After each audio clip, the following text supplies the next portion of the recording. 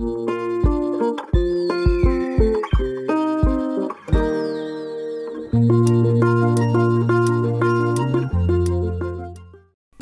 anak-anak, kita berjumpa kembali masih bersama dengan saya Pak SK.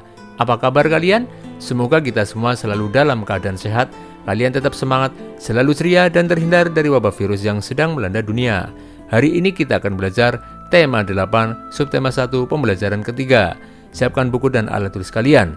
Sebelum pembelajaran, berdoalah terlebih dahulu menurut agama dan kepercayaan masing-masing. Semoga pembelajaran kali ini berjalan lancar dan menjadi ilmu yang bermanfaat. Sekarang perhatikan tayangan berikut.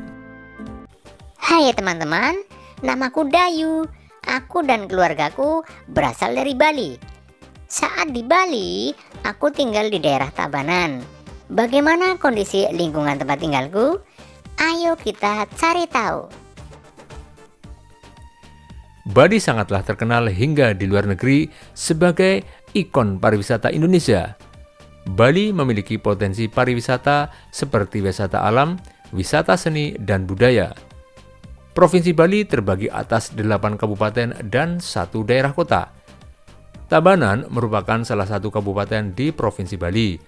Wilayah Kabupaten Tabanan didominasi oleh pegunungan dan pantai.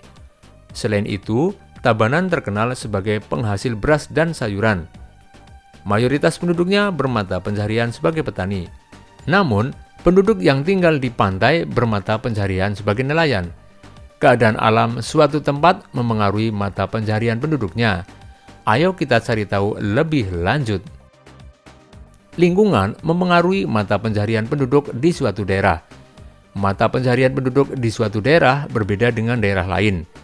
Mata pencaharian penduduk di daerah pesisir pantai berbeda dengan penduduk di daerah dataran rendah maupun di dataran tinggi. Simak penjelasan berikut. Penduduk di daerah pantai bermata pencaharian sebagai nelayan, petani tambak, pedagang, petani garam, dan perajin.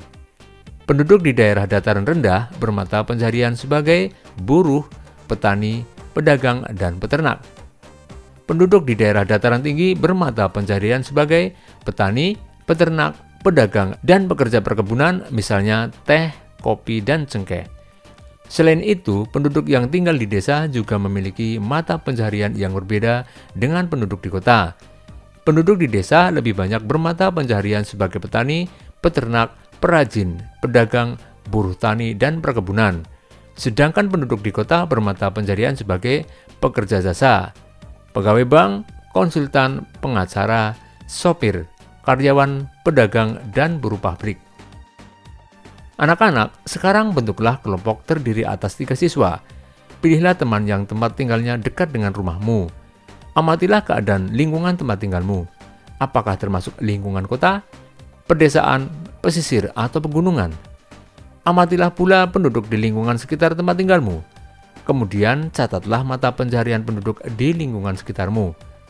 Buatlah laporan sederhana berdasarkan hasil pengamatanmu.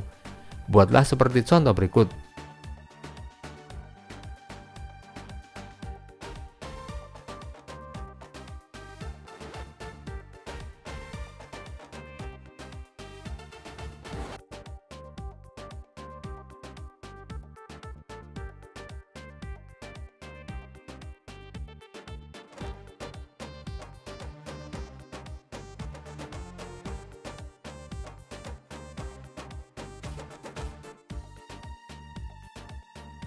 Saat libur sekolah, Dayu dan keluarganya berlibur ke rumah nenek. Rumah nenek Dayu berada di Banjar Bukit 1, Candi Kuning, Baturiti, Tabanan, Bali. Dayu senang menghabiskan waktu bersama neneknya. Nenek Dayu suka bercerita. Kali ini, nenek Dayu akan menceritakan tentang asal mula Bukit 1. Sekarang bacalah cerita berikut. Asal mula Bukit 1. Di pedalaman Pulau Bali terdapat sebuah desa yang subur. Di sana tinggal sepasang suami istri. Mereka bekerja sebagai petani. Menjelang musim panen, si suami berkata kepada istrinya, Jika nanti hasil panen kita melimpah, buatlah tumpeng nasi yang besar. Kemudian undanglah tetangga untuk makan bersama. Istrinya pun setuju. Kedua suami istri itu pun berharap panen mereka melimpah. Tak lama kemudian, harapan mereka terkabul. Si istri menyiapkan tumpeng nasi dan mengundang seluruh penduduk desa untuk makan bersama. Menjelang musim panen berikutnya, si suami berkata lagi kepada istrinya, "Semoga panen kita lebih banyak lagi. Kalau bisa 3 kali lipat dari sebelumnya. Jika harapanku terkabul, buatkanlah 3 tumpeng nasi yang lebih besar dari sebelumnya." Kemudian si istri membuat 3 tumpeng dan mengundang seluruh penduduk desa untuk berpesta kembali. Beberapa hari kemudian, si suami pergi ke sawah.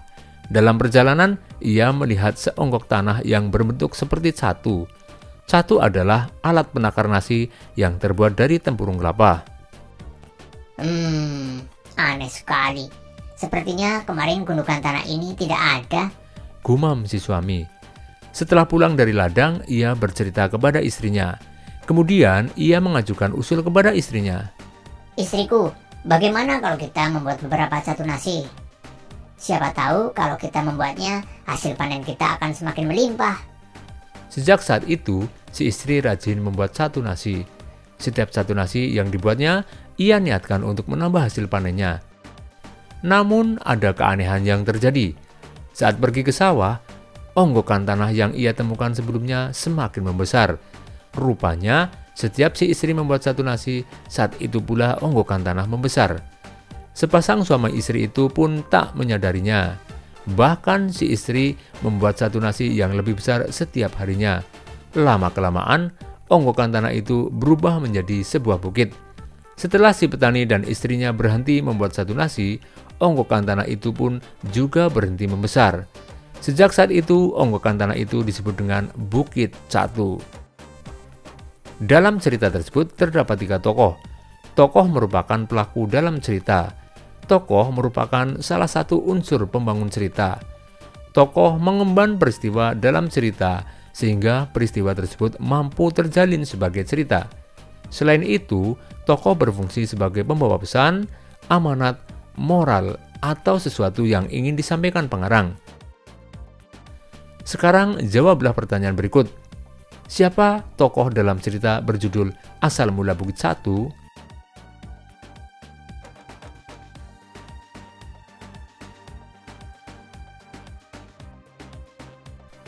Apa saja peranan tokoh dalam cerita tersebut?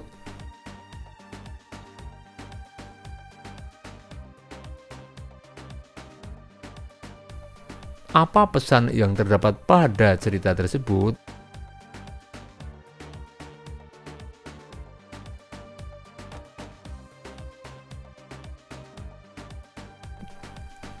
Dayu sangat senang mendengarkan cerita nenek. Bahkan seluruh keluarga Dayu juga suka mendengarkan cerita.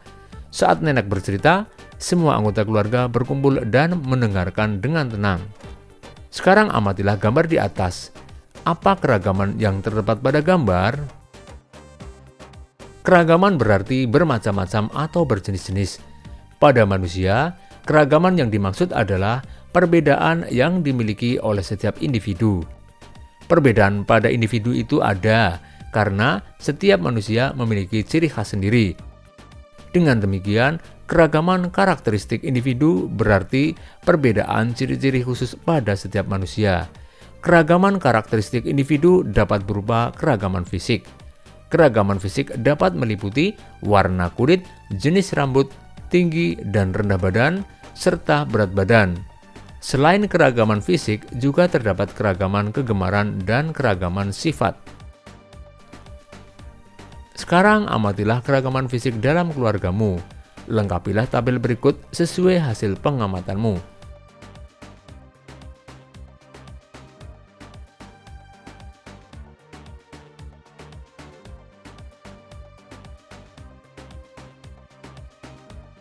Demikianlah pembelajaran hari ini anak-anak. Marilah kita tutup dengan doa. Semoga apa yang kita pelajari bisa bermanfaat bagi kita semua. Jangan lupa jaga kesehatan badan, jaga kebersihan lingkungan sehingga kita terhindar dari penyakit. Sampai berjumpa kembali pada pertemuan berikutnya. Dadah!